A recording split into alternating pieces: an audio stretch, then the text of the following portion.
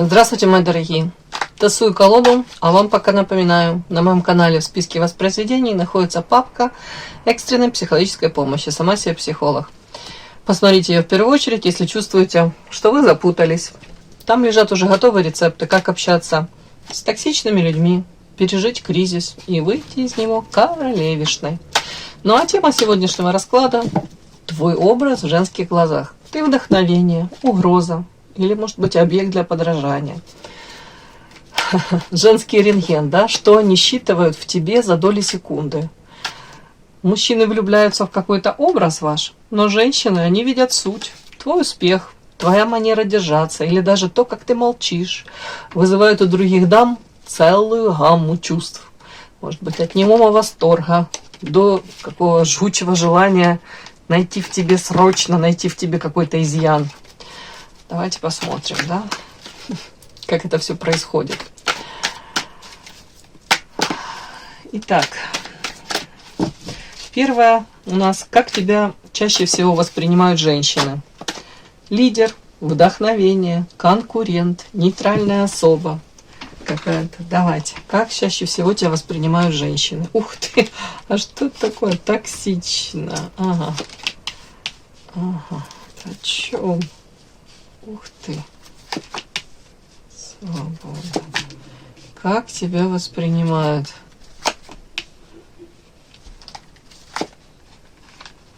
Интересненько.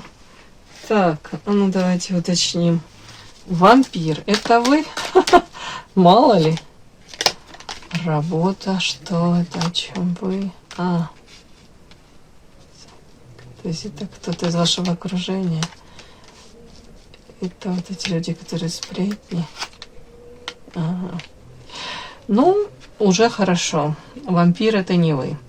Это у вас как будто аж связано с работой, с рабочими взаимоотношениями. Почему-то такая атмосфера на работе. Мне показана работа, сплетни. Как будто периодически тут могут по поводу вас какие-то проявления такие быть. Но это не только вас касается, скорее всего, ангел и демон. С одной стороны, могут с вами типа а-ля дружить, вот, да, ангел, да, а на следующий день могут вот эту информацию, которую от вас они получили, тут же ее передали в чьи-то ушки, вроде бы как и не со злыми умыслами, но тут сплетни, то же самое касается ваших каких-то, может быть, планов, неудавшихся, особенно каких-то ваших планов. Тут даже ваша боль, ваши какие-то, ну, в жизни у каждого из нас бывают, да, тяжелые времена. Вот если вы, не приведи Господи, тут как-то с кем-то тут поделились, то размуссировали, добавили сплетен, тут что-то такое. А кто-то и подпитался этой вашей болью, вампирчики, да. Почему-то мне это подсветили. И карта работы, рабочие отношения. При этом даже вы с этими людьми можете периодически пересекаться, не постоянно, но все равно вы в какой-то связке находитесь, привязь.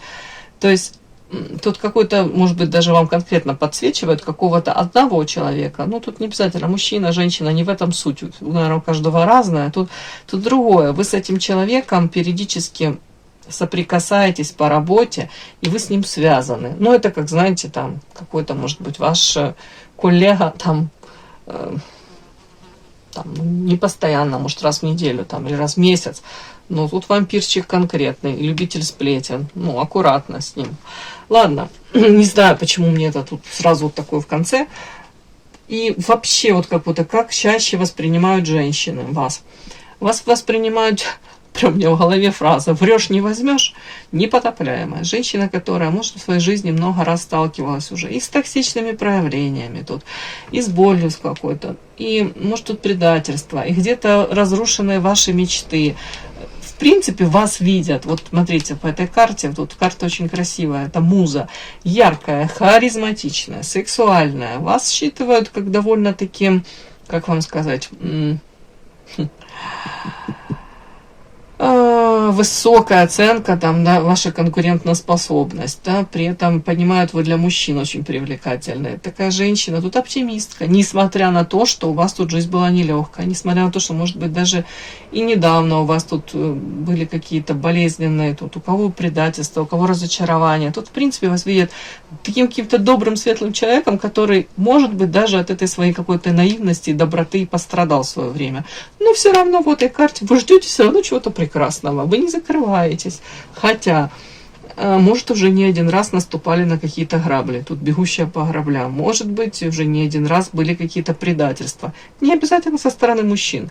Может быть, даже в этом коллективе, да, какие-то двойные стандарты, там, какие-то малоходовочки, да, и вы как в очередной раз там, да, может быть, поверили в каким-то то ли обещаниям, то ли вот в принципе какому-то человеку, да, а потом в очередной раз думаете, опять подставили, опять, может быть, вовлекли в какие-то непонятные тут, ну, не обязательно махинации, ну, тут как будто бы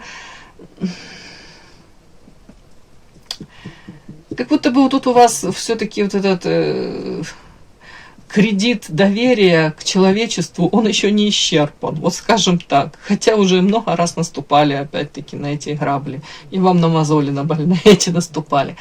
При этом видят вас, знаете, несмотря на все это, видят вас свободолюбивой. Знаете, такая женщина, которая может там мириться с чем-то, да, с чьими-то там недостатками, входить, может быть, в положение, просто, ну, чисто как вот по-женски, по-доброму там сопереживать. Но если вот реально с вашими какими-то ценностями, моральными установками тут идет вразрез, вот, ну, сотрудничество ваше с кем-либо, да, вот вы понимаете, я с этим человеком не могу быть на одной лавочке сидеть, да, работать вместе, вы развернетесь и упорхнете. Вот тут тоже это считывается. Как будто бы понятно, до поры до времени вы можете там входить в положение, там понимать, что человек там непростую жизнь проживает, да, там что-то у него в жизни, да, может даже закрывать глаза на какое-то время, но потом, вот тут мне показано вас, если вы понимаете действительно, что это человек, ну вот у вас разное это видение, может, взаимоотношений, дружбы, вы можете вот развернуться, упорхнуть, уйти. И вас не будут сдерживать никакие материальные там ценности, обещания. Нет, нет, нет. Не готовы вы платить тут какую-то такую цену. Ну, не готовы вы даже прогинаться тут вот в так вот даже. Ну вот мне так женщины видят, как вас, как вас воспринимают вот женщины. Добрая, где-то по-детски, может, даже наивная, милосердная, но при этом вот нет, если тут вас попытаются так прям нагнуть, прогнуть, как будто бы нет, вы крылья расправили и улетели, и идите нафиг. Ну что-то тут такое мне.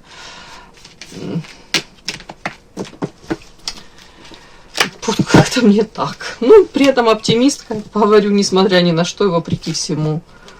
Привлекательна. Тут женщина, которая следит за своей внешностью, может быть, следит за какими-то новинками в моде, но при этом знает свои сильные стороны и может делать акцент на этих там сильных сторонах. Допустим, длинные ножки, там, я не знаю, это, значит, акцент каблуки, там, разрезы, облегающие джинсы, пример, да, там, красивая грудь, декольте, там, волосы красивые, акцент на волосы.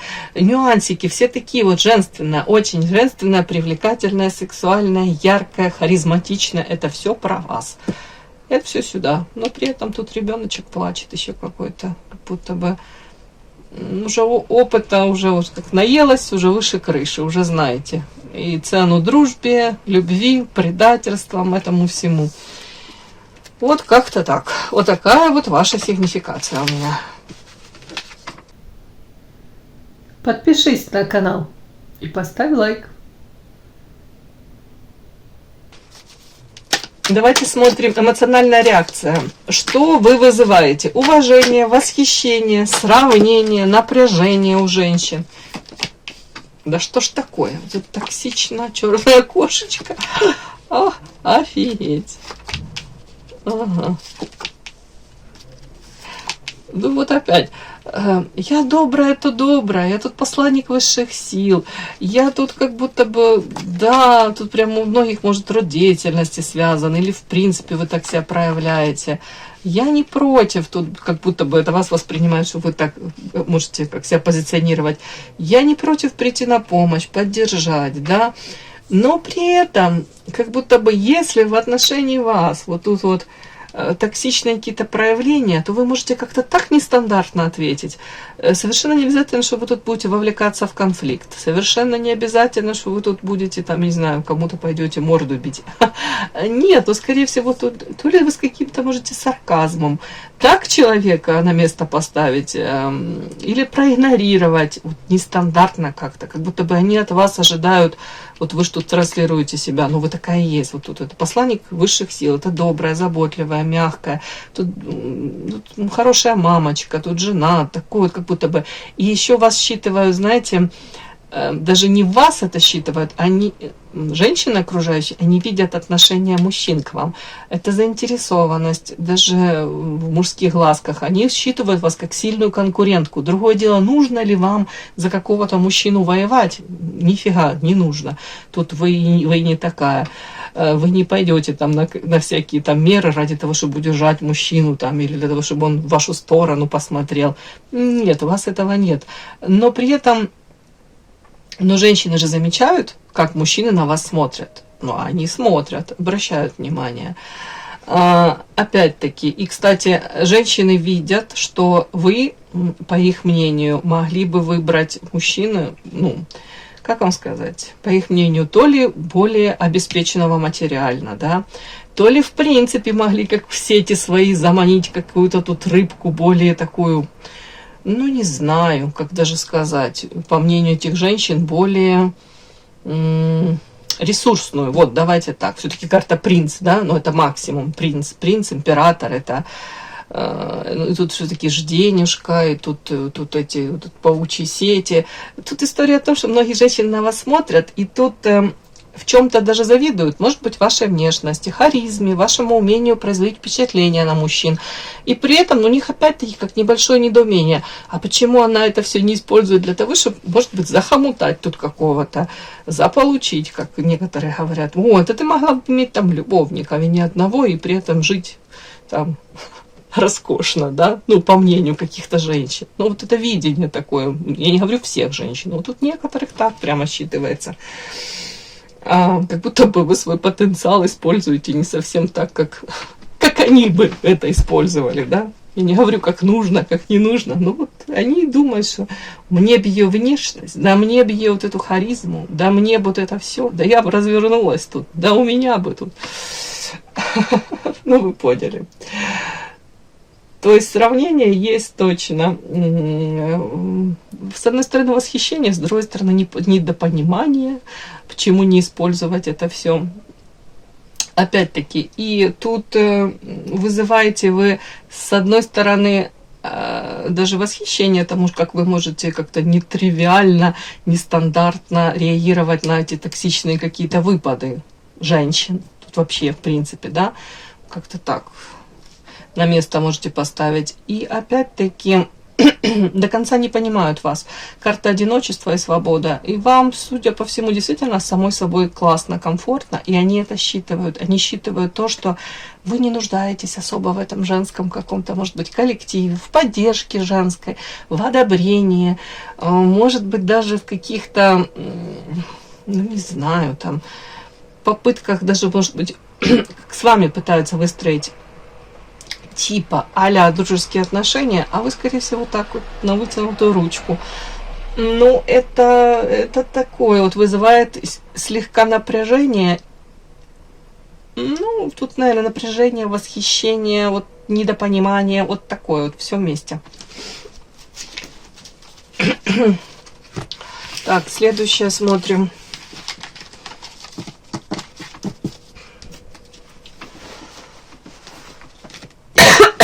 Извините.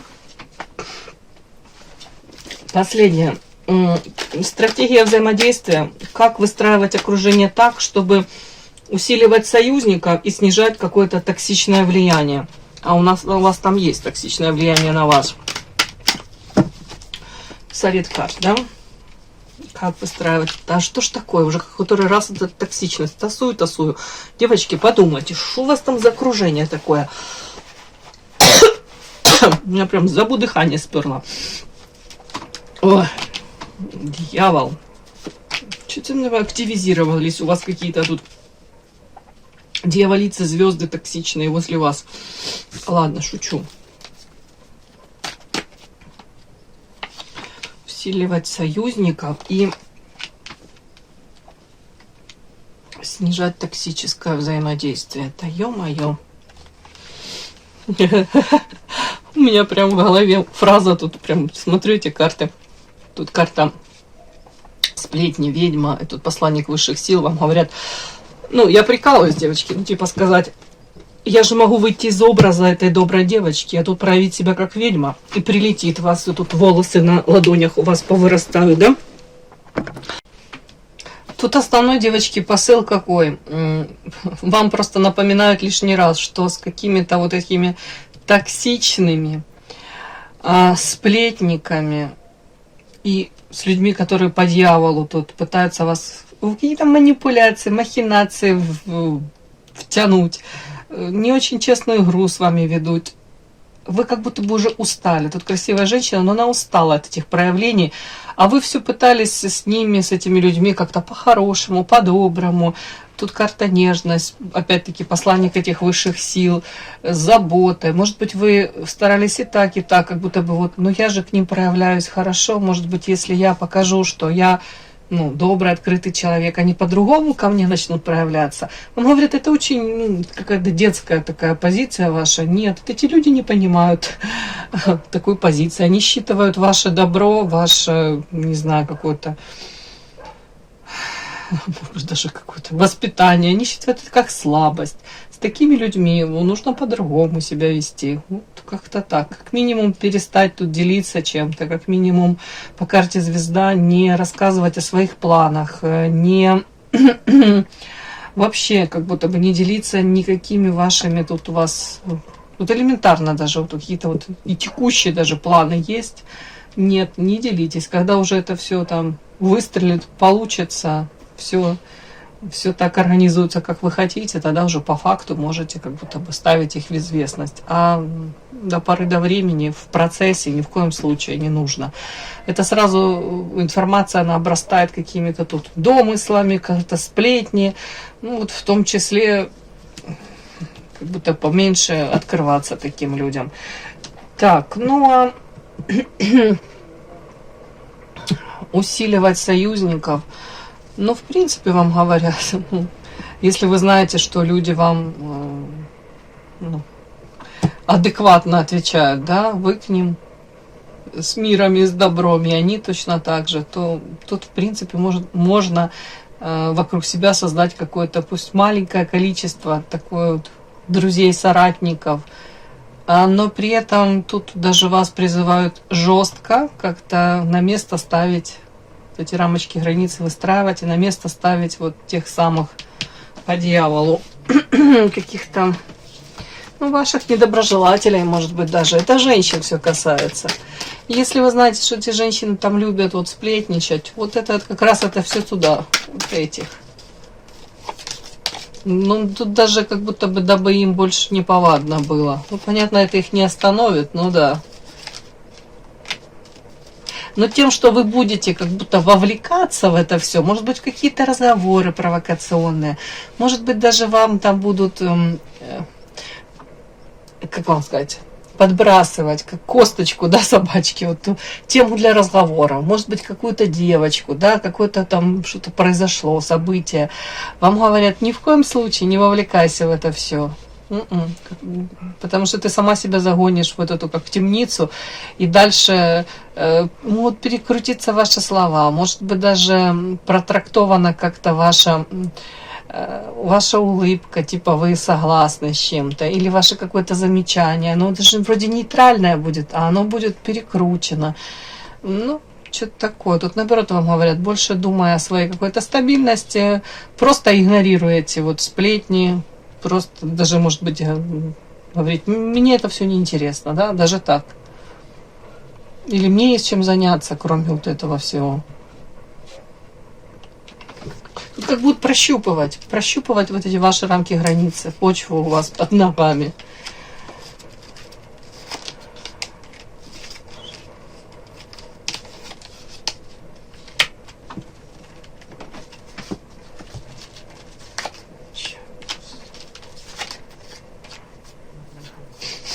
Ну, у кого-то тут даже, если на работе есть мужчины, которые, мужчины, которые вами заинтересованы, то вам еще напоминают, что вокруг много женских глаз, которые полностью секут все, как вы реагируете на эти проявления мужские. Опять-таки, тут вам говорят, не давай никакой реакции, по крайней мере, если вы видите, что еще за вами наблюдает, допустим, какая-то женщина, да, не давай никакой реакции на вот появление то ли какого-то мужчины, то ли проявление. Это может быть опять-таки перекручено, интерпретировано, да, вы там просто пофлиртовали, улыбнулись кому-то. И это чисто вы думаете дружеский какой-то носит такой контекст, характер, да. А тут расскажут, что у вас тут там уже новые любовники, не один, да, и вы на работе тут крутите романы. Ну, что-то такое тут могут вас разнести, тут как амплуа такое, чуть ли не во все тяжкие вы тут. Угу. Что-то мне тоже такое тут показывают.